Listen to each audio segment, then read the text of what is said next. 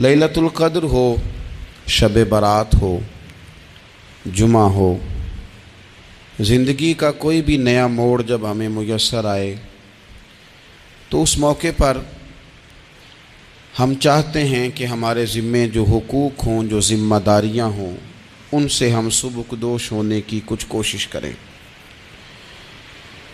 اسلامی تعلیمات کے اندر دو قسم کے حقوق اللہ تعالیٰ نے انسان کے ذمے لگائے ہیں، ایک حقوق اللہ ہیں اور ایک حقوق العباد ہیں۔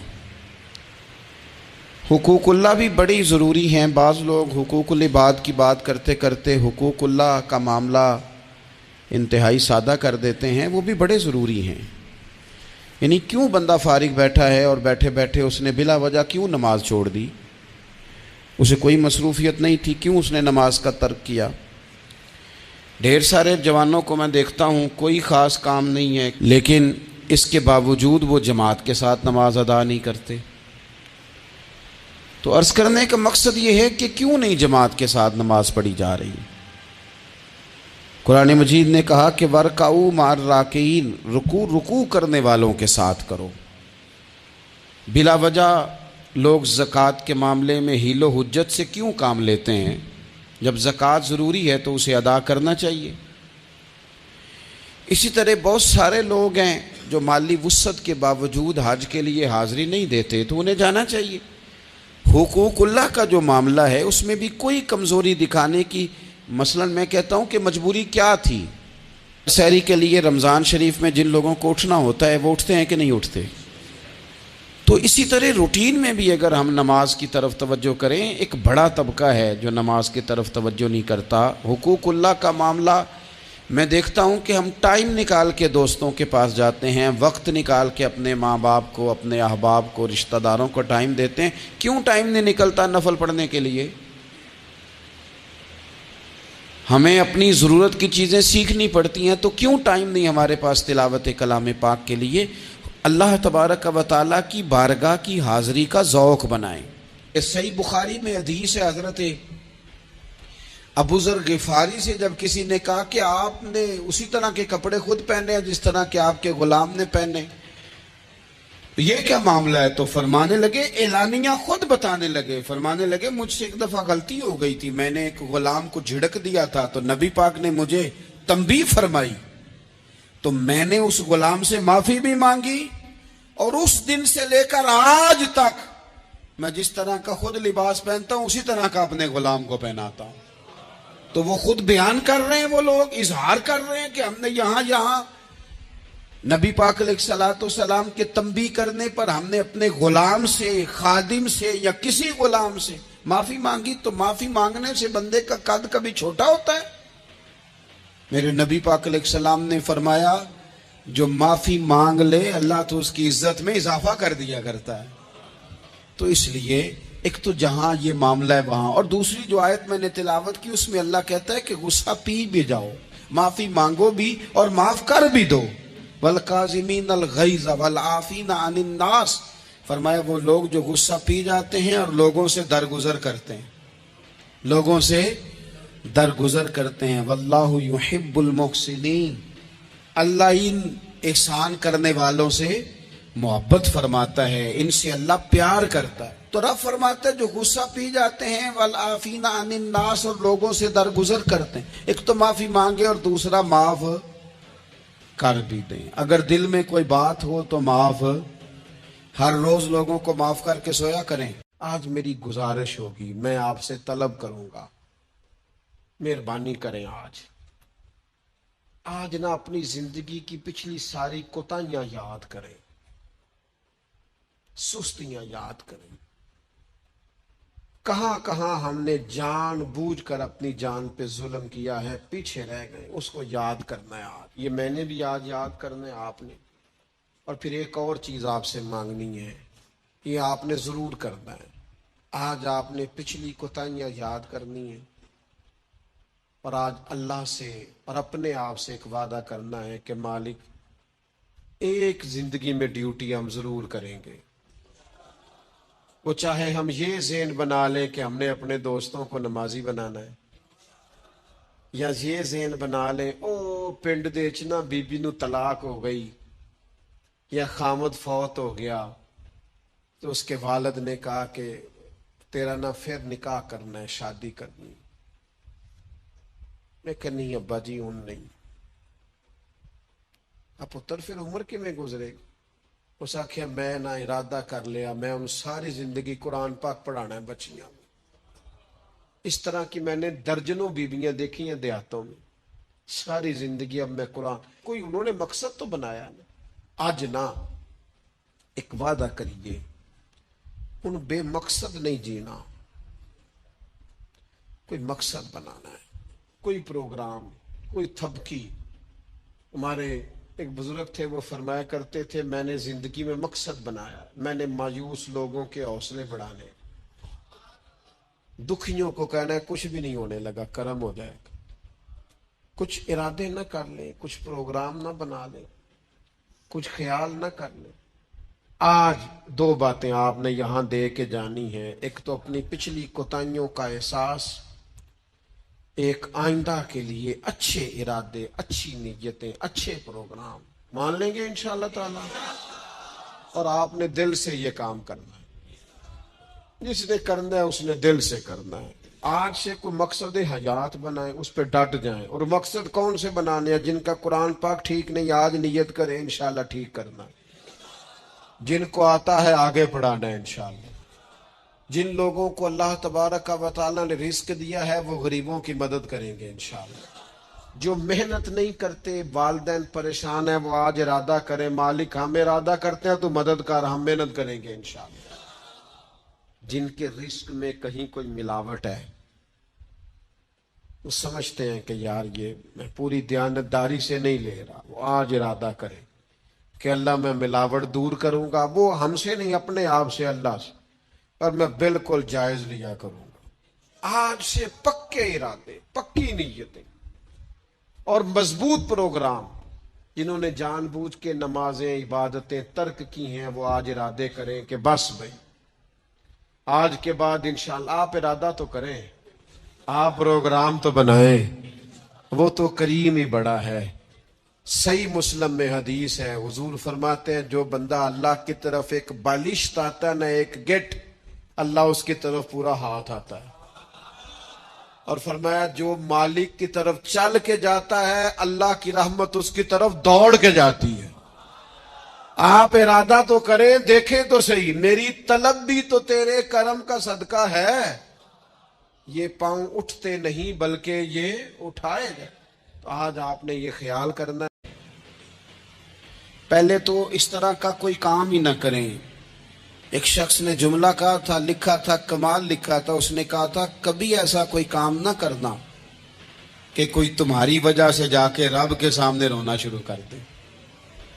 ایسا کوئی کام نہ کرنا کہ کوئی بندہ تمہاری شکایتیں اللہ رسول کو لگائے. اس طرح کا کبھی کام نہ کرے کہ وہ تڑپ اٹھے اور کہے اب تمہارا شکوہ میں نے وہیں کرنا ہے. کچھ لوگوں کی شکایتیں کرنی پڑتی ہیں اللہ رسول کی بارگاہ میں بھی، اپنے مشائخ کی بارگاہ میں کر دیتے ہیں. بعض اوقات انسان وہ بے بسی کے عالم میں کرے یا بہت زیادہ تکلیف اسے سہنی پڑے تو تب کرے، ہو جاتا ہے. تو ایک تو ایسا کریں نا، اور کوشش کریں لوگوں کو معاف کر دیں، اپنے دل سے چیزیں نکال دیں. دو لوگ بیٹھے تھے نا حرم مکہ میں، ایک صاحب کہہ رہے تھے کہ میرے اوپر وہ بدر میں جو قتل ہو گئے کفار ان کا ذکر چل رہا تھا، تو دونوں گفتگو کر رہے تھے بدر میں ہمارے اتنے لوگ مسلمانوں نے مار دیے. تو ایک ان میں کہنے لگے کہ اگر میرے اوپر قرض نہ ہوتا اور میرے چھوٹے چھوٹے بچے نہ ہوتے تو میں تو تلوار لے کے جاتا اور مدینہ شریف جا کے معاذ اللہ بدلہ لے آتا. دوسرا کہنے لگا میں دیتا ہوں نا تیرے بچوں کا خرچہ بھی اور میں تیرا قرضہ بھی اتارتا ہوں، تو جا. اس نے کہا پکی بات ہے. کہا ہاں، قرضہ بھی میں اتار دوں گا، تیرے بچوں کا خرچ بھی اٹھاؤں گا، تو جا. اس نے خنجر تیار کیا، تلوار تیار کی، گھوڑے پہ بیٹھا، گلے میں وہ تلوار اس نے اپنے ڈالی اور مدینہ شریف آ گیا. اتفاق کی بات یہ کہ ملاقات حضرت عمر سے ہوئی. جناب عمر کہنے لگے مجھے تیری نیت ٹھیک نہیں لگتی. پکڑا کدھر آئے ہو؟ کہنے لگا میں تو بدر کے قیدیوں کے بارے میں بات کرنے آیا. فرمایا تلوار لے کے؟ चल तुझे हुजूर के पास लेके जाता हूं।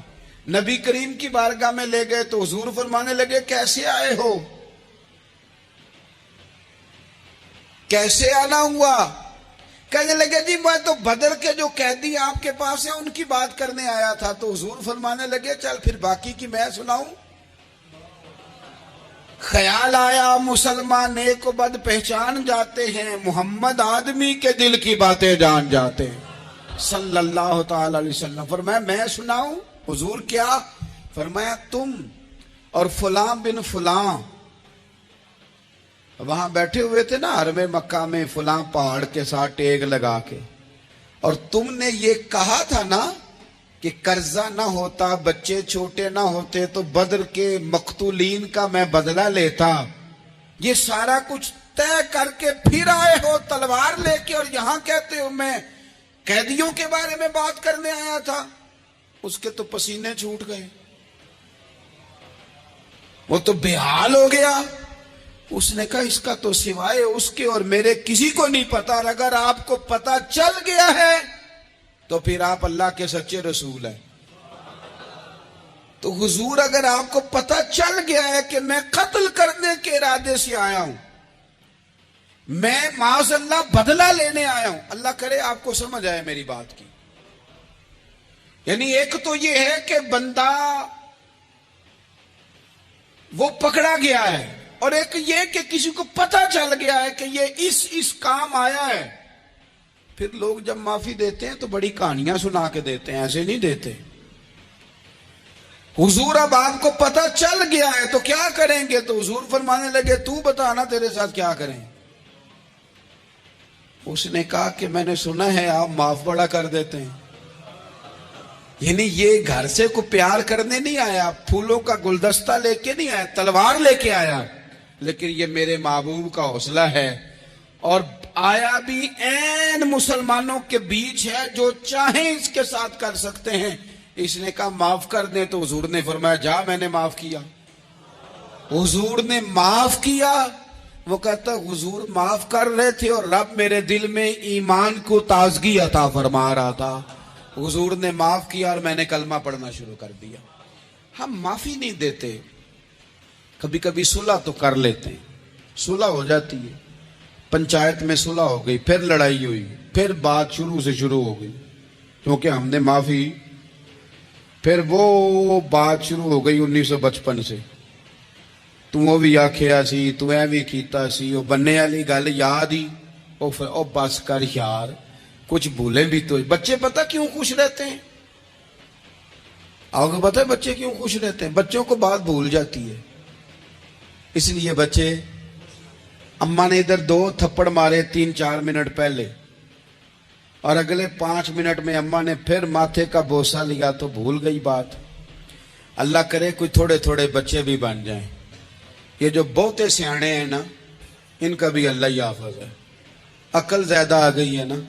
इसलिए इकबाल जैसे लोगों ने कहा था खिरत की गुत्थियां सुलझा चुका हूं, या रब मुझे साहिबे जुनू कर दे, साहिबे जुनू कर दे, साहिबे अल्लाह कोई थोड़ा सा मुझे मजनून भी बना। ये ज्यादा अकल तो किसी काम की रही नहीं, पागल कर दिए, पागल कर दिए।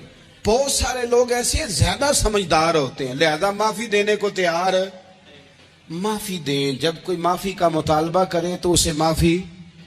सबसे मुश्किल काम होता है लंबी लिस्ट वाले दुश्मन को माफ करना। लिस्ट जिसकी लंबी हो ना गलतियों की, एक आध गलती तो माफी हो जाती है। कुछ लोगों की लिस्ट भी बड़े, कुछ आदि मुजरम भी होते हैं, लिस्ट लंबी होती है, उनको माफी देना भी थोड़ा सा मुश्किल होता है। लेकिन कमाल भी ये है कि जिसकी लिस्ट लंबी हो उसे यक जुम्बश कलम बंदा माफ कर दे। को छुट्टी हो गई, जा तुझे माफ किया। और ये हमें क्यों करना चाहिए कि मेरा रब भी ऐसे करता है, मेरा रब भी ऐसे, वो गिनवाता तो नहीं ना, ये भी किया, ये भी किया, ये भी किया। इमाम बहकी रवायत लाए हैं, एक सहाबी थे जो हुजूर को हंसाया करते थे, हुजूर को हंसाते थे, नबी पाक को बड़े प्यारे थे। इस तरह के भी कुछ बंदे होने चाहिए, इस तरह के भी कुछ बंदे صحابہ کرام علیہم رضوان فرماتے ہیں جب حضور غم امت میں پریشان ہوتے تھے تو ہم منتظر ہوتے تھے کہ کبھی وہ ہنسانے والا آج آ جائے نا، دو چار باتیں ایسی کڑ جائے نا ہنسانے والی، تو معاملہ ٹھیک ہو جائے۔ کچھ لوگ ایسے ہوتے ہیں جن کو دیکھ کے ہی چہرے پر تازگی آ جاتی، مثل تعویذ ہوتے ہیں نا کچھ لوگ، وہ جب بھی ملتے ہیں شفا ہوتی ہے۔ تو یہ حضور کے پاس بیٹھے ہوئے تھے اور ہنسانے والی گفتگو کر رہے تھے، تو نبی پاک بھی ان سے باتیں کرنے لگے۔ تو بات کرتے کرتے نا حضور نے انگلی ان کی طرف بڑھائی تو ان کے وجود کو انگلی لگ گئی۔ ایک تو وہ روایت ہے نا کہ صفیں سیدھی کراتے وقت حضور تیر کے ساتھ صفیں سیدھی کرا رہے تھے تو ایک صحابی کے پیٹ پہ لگ گیا، انگلی لگ گئی۔ عجیب دیوانے ہیں، کہنے لگے آپ نے مجھے تکلیف دی ہے، معاذ اللہ انگلی چبھو دی، میں نے تو بدلہ لینا ہے۔ ہمارے ہاں مسئلہ یہ بن گیا ہے کہ کوئی بڑا آدمی بھی اپنے آپ کو قانون کے حوالے نہیں کرتا۔ ملک سے لے کر امت مسلمہ کے کل مسائل تک ہمارے ملک کے اندر ہر بندہ اس کا مزاج ہوتا ہے کہ وہ اپنے آپ کو قانون سے بالا تر سمجھتا ہے۔ لائن میں لگنا لوگ پسند نہیں کرتے۔ یہ ایک بہت بڑا مسئلہ ہے۔ حضور صلی اللہ علیہ وسلم کی انگلی لگ گئی تو کہنے لگے آپ نے تو مجھے تکلیف دی ہے، میں تو بدلہ لوں گا۔ تو حضور نے فرمایا لے لے بدلہ۔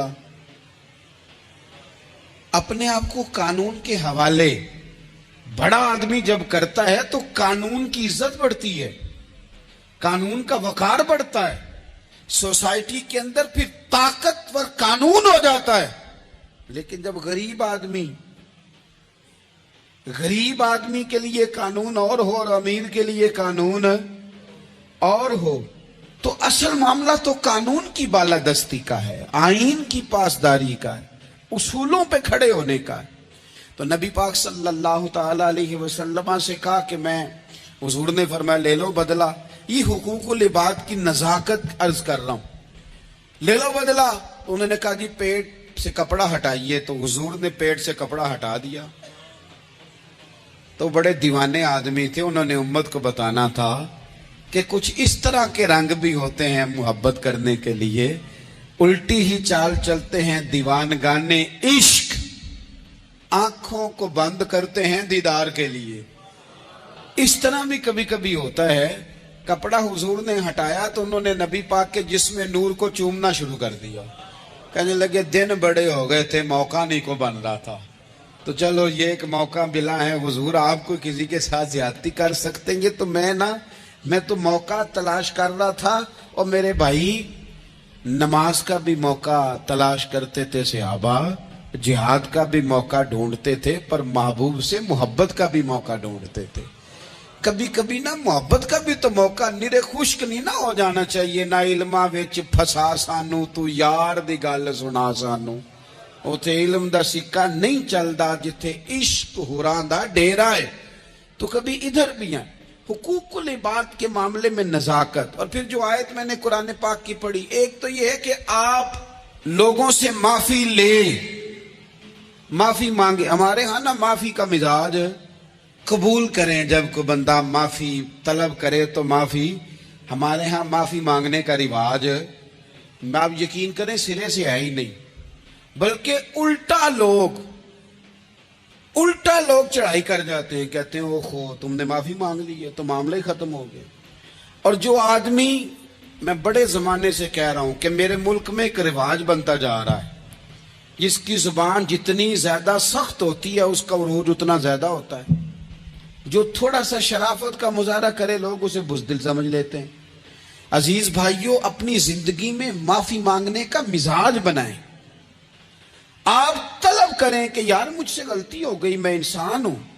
آپ یقین کریں ڈھیر سارے لوگ ہیں جن کے ذمہ ڈھیروں معافیاں ہیں، لیکن ان کا مزاج نہیں، ان کی طبیعت نہیں، ان کا تکبر آڑے آ گیا ہے۔ اور میرے نبی پاک صلی اللہ تعالی علیہ وآلہ وسلم نے فرمایا تھا یہی بدلہ دے دو کسی کا دینا ہے تو، یہی معافی لے لو، یہی، ورنہ فرمایا یاد رکھنا قیامت کے دن تو اس طرح ہوگا کہ اگر سینگ والی بکری نے بغیر سینگ والی بکری کو مارا ہوگا اسے بھی قیامت میں بدلہ دینا پڑے گا. یہی معافی تلافی لے لو، یہی. تو ہمارے ہاں مزاج نہیں، مزاج بنائے نا آپ، معافی کا مزاج بنائیں. رسمی ویسے معافیاں مانگتے ہیں، حج پہ جا رہا ہوں بھائی اگر کوئی ہو گئی تو معاف کر دینا، یہ تو رسم ہے، تو بڑی دنیا ادا کرتی. آپ کو پتہ ہے کہاں آپ کو معافی لینی ہے. تو جہاں جہاں اس طرح کے معاملات ہیں وہاں آپ کلیئر کریں. حضور فرماتے ہیں، ذرا سننا حدیث، حضور فرماتے ہیں کچھ لوگوں پہ اللہ کرم کی چادر ڈال کے نا قیامت والے دن، یہاں بھی اس نے پردہ رکھا تھا تو وہاں بھی کرم کی چادر ان پہ ڈلے گی.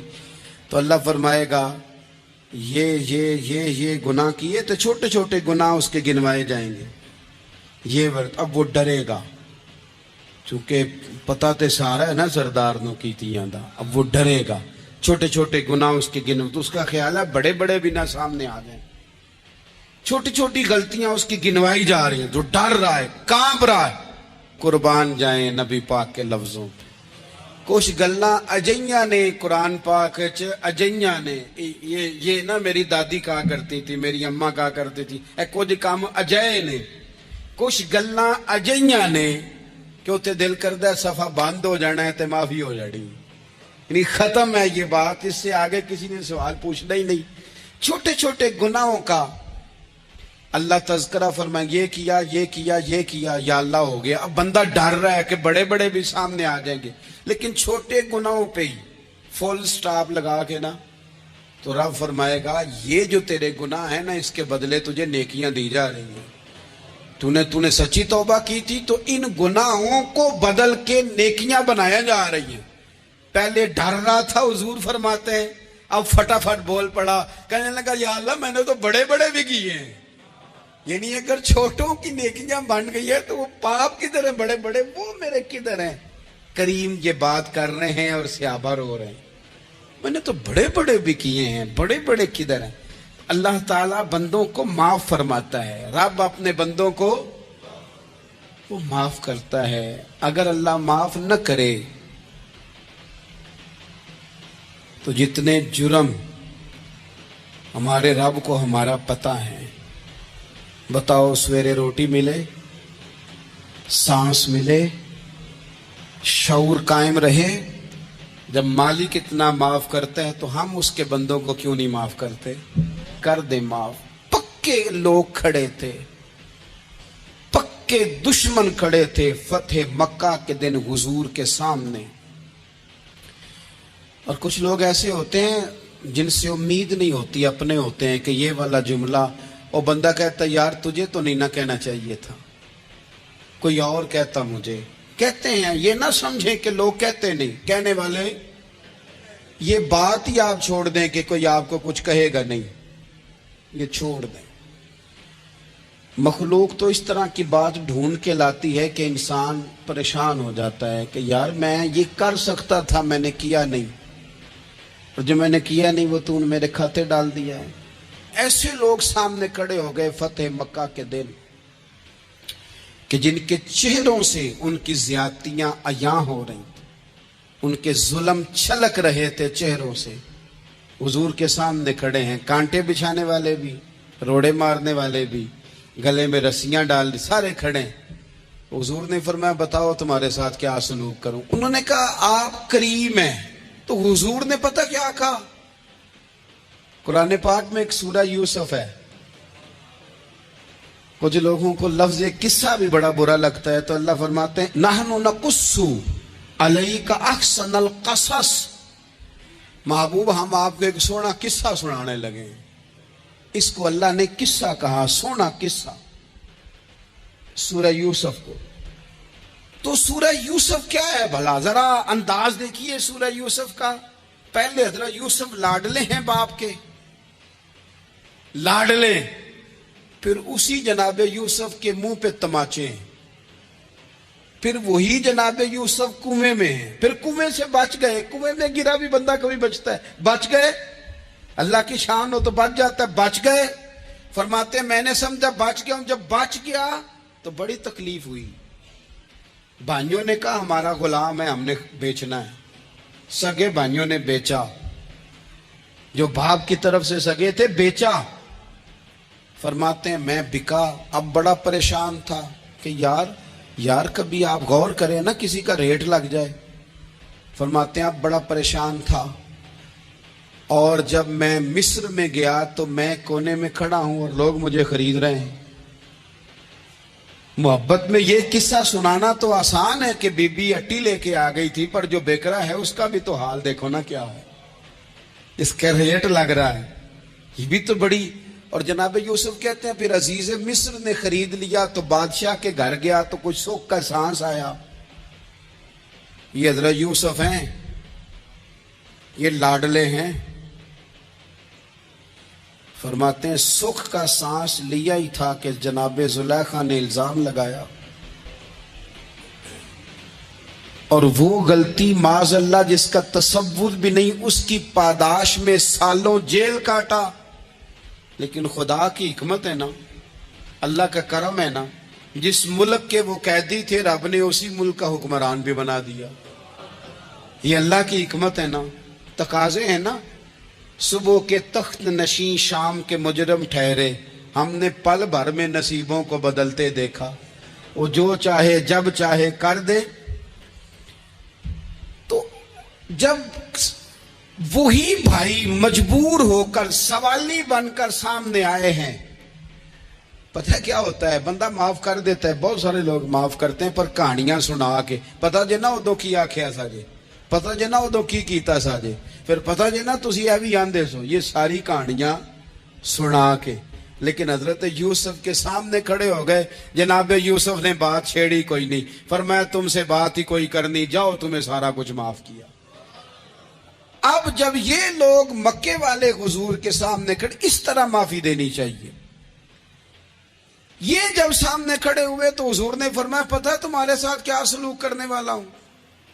کہا حضور نہیں. فرمایا وہی جو جناب یوسف نے بھائیوں کے ساتھ کیا تھا. پچھلا صفحہ پلٹنا ہی کوئی نہیں، جاؤ تمہیں معاف کیا، جاؤ تمہیں معاف کیا، جاؤ تمہیں معاف کیا. اور صرف معاف نہیں کیا، ساتھ عزت بھی دی. سب سے زیادہ مقابلے تو حضرت ابو سفیان نے کیے تھے نا، آخر تک وہ آئے تھے. آج وہ کلمہ پڑھ رہے ہیں، سردار ہیں، کلمہ پڑھ رہے ہیں. تو نبی پاک نے صرف معافی نہیں دی، عزت بھی دی.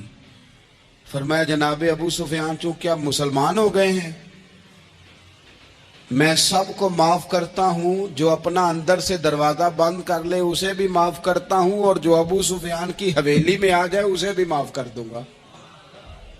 تو ابو سفیان وہ کہتے میں حیران ہی ہو گیا کہ اتنی بڑی بات، معافی بھی دی اور ساتھ عزت بھی دی. تو آج جو سبق آپ کی خدمت میں میں نے عرض کیا ہے، اس کو آپ امید ہے یاد رکھیں گے. ایک تو یہ کہ معافی مانگ لیں. اگر کسی جگہ ہمارا معافی مانگنا اگر ہم سمجھتے ہیں، ہمارا دل ضمیر گواہی دیتا ہے کہ مجھے معافی مانگنی چاہیے تو معافی مانگیں. اور دوسرا پھر معافی دیں بھی، اور معافی دیں، سیاسی صلح نہ کریں. معافی دیں تو پھر واقعہ ہی دیں، دل سے دیں. اور آخری بات یہ کہ جس طرح ہم نے لوگوں سے معافی لینی ہے اور معافی دینی ہے، اسی طرح جہاں ہم سے شرعی قباحتیں ہوئی ہیں، اخلاقی کمزوریاں ہوئی ہیں. ایک بات تو اچھی طرح سمجھ لیں کہ نفل پڑھنے سے حقوق العباد نہیں معاف ہوتے، وہ بندے سے معافی مانگنے سے ہوتے. ساری رات کو بندہ تسبیح پڑھے اور کہے کہ میں نے اماں کی نافرمانی کیا تو معافی ہو جائے گی، نہیں، وہ اماں ہی معاف کرے گی تو معافی ہوگی، وہ ابا ہی معاف کرے گا تو پھر ہی معافی ہوگی. تو جو جہاں شریعت کی مخالفت کی ہے وہاں بھی معافی مانگیں، اللہ کے حضور گڑ گڑائیں، توبہ کریں، اور توبہ بدل جانے والی کریں، تبدیل ہو جانے والی توبہ کریں. معافی مانگ بھی لے، معافی دے بھی دے. اور آپ سے یہ بھی گزارش کروں گا کہ جہاں اللہ رسول کی ہم سے نافرمانی ہوئی ہے وہاں تنہائی میں 2 نفل پڑھ کے تنہائی میں اللہ تعالیٰ سے بھی معافی کے خواستگار ہوں. یاد رکھیں جب اس کی خفیہ تدبیر آ گئی تو پھر معافی کا وقت ہو سکتا ہے